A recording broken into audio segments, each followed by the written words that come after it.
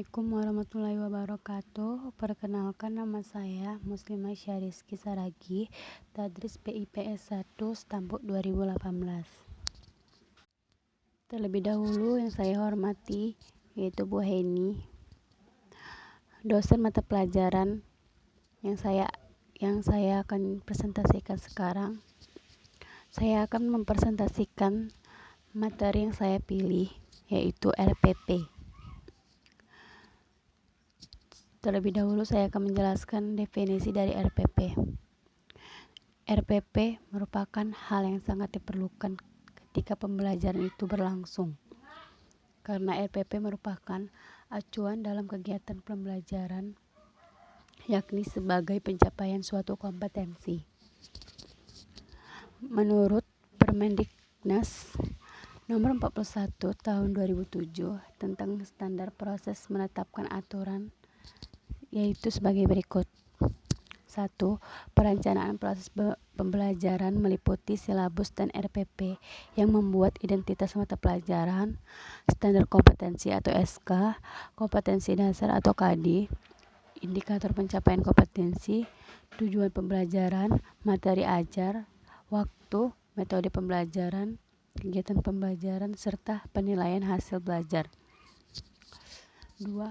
RPP maksudnya yang tadi itu yang pertama menurut Permendiknas, dan yang kedua ini itu RPP dijabarkan dari silabus untuk mengarahkan kegiatan belajar peserta didik dalam upaya mencapai kompetensi dasar atau disebut dengan KD. Dan yang ketiganya, setiap guru pada satuan pendidikan harus wajib menyusun RPP secara lengkap dan sistematis. Pengertian RPP.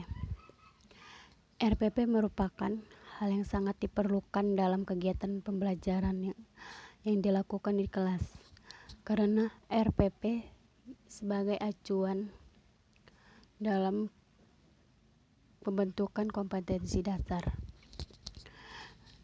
Dan RPP juga biasa disebut dengan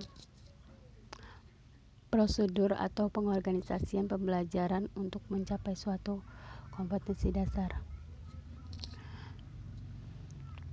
Dan selanjutnya yaitu prinsip penyusunan RPP. Prinsip penyusunan RPP yaitu pertama, memperhatikan perbedaan individu peserta didik, yaitu setiap pendidikan pasti memiliki EQ, ada yang tinggi dan ada yang rendah, dan ada yang dapat cepat memahami dan lambat ataupun bisa dibilang dengan bodoh.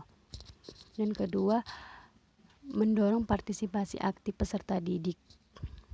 Setiap guru pasti akan mendukung apa pendapat peserta didik tersebut. Dan yang ketiga, mengembangkan budaya membaca dan menulis. Dan keempat yaitu memberikan umpan balik dan tindak lanjut, di mana setiap guru akan mempertanyakan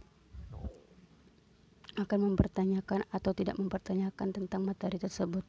Jika sebelum paham, pasti akan ditanyakan oleh siswa.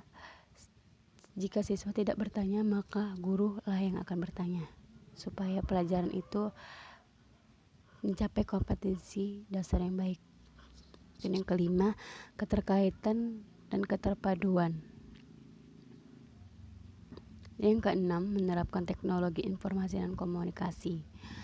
Jika pembelajaran dari seorang guru belum memuaskan, bisa kita coba dengan teknologi. Tiap guru kan pasti ada bahan ajarnya itu melalui teknologi, ataupun anak tersebut disuruh untuk membuka materi yang lebih luas lagi. Selanjutnya yaitu komponen RPP. Sebuah RPP harus memenuhi komponen sebagai berikut, yaitu identitas mata pelajaran yang mengandung identitas yang jelas. Dan kedua, standar kompetensi sesuai dengan kurikulum. Dan ketiga, kompetensi dasar sesuai dengan kurikulum juga.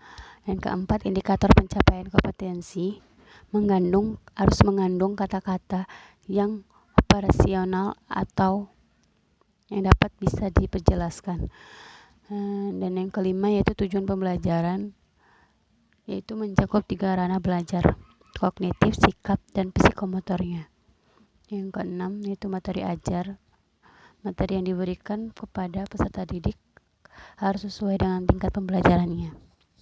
Selanjutnya itu hal-hal yang harus diperhatikan dalam menyusun RPP. Yang pertama, RPP disusun untuk setiap kompetensi dasar yang dapat dilaksanakan dalam 1 kali pertemuan atau lebih. Dan yang kedua, tujuan pembelajaran menggunakan proses dan hasil belajar yang harus dicapai oleh peserta didik sesuai dengan kompetensi dasarnya. Dan yang ketiga, tujuan pembelajaran dapat mencakupi sejumlah indikator atau satu tujuan pembelajaran untuk beberapa indikator Tujuan pembelajaran untuk beberapa indikator tersebut yang terpenting yaitu harus mengacu kepada pencapaian indikatornya. Dan yang keempat, kegiatan pembelajaran atau langkah-langkah pembelajarannya harus dibuat setiap pertemuan. Bila dalam satu RPP terdapat 3 kali pertemuan, maka dalam RPP tersebut terdapat 3 langkah pembelajaran juga. Bila terdapat lebih dari 1 pertemuan untuk indikator yang sama, tidak perlu dibuatkan langkah kegiatan yang lengkap untuk setiap pertemuannya. Selanjutnya itu membangun guru profesional. Undang-Undang Nomor 14 Tahun 2005 tentang guru dan dosen menyatakan bahwa guru adalah pendidik profesional dengan tugas utama yaitu mendidik, mengajar, membimbing, dan mengarahkan serta melatih, menilai, dan mengevaluasi peserta didik pada pendidikan anak usia dini, jalur pendidikan formal, pendidikan dasar, dan pendidikan menengah. Undang-undang tersebut mengisyaratkan bahwa guru harus memiliki kualifikasi dalam mempersiapkan perlengkapan sebuah proses pembelajaran, diantaranya yaitu RPP. Kesimpulan dari materi saya yaitu RPP yang disusun responden banyak mengandung ketidaksesuaian dengan isi Permendiknas Nomor 41 Tahun 2007 dalam komponen perumusan tujuan pembelajaran, yaitu penyajian materi ajar dan organisasinya. Kejelasan dari inti skenario pembelajaran, kesesuaian teknik atau metode pembelajaran, dan kelengkapan instrumen penilaian. Dan yang terakhir yaitu faktor penyebab kesalahan yang dilakukan responden pada penyusunan RPP disebabkan kekurangmampuan seorang guru atau mereka dalam bidang pengetahuan atau kognitif. Teori penyusunan RPP tidak sesuai tuntunan Permendiknas Nomor 41 Tahun 2007. Baiklah, itu saja yang akan saya sampaikan. Adapun kurangnya saya mohon maaf. Wassalamualaikum warahmatullahi wabarakatuh.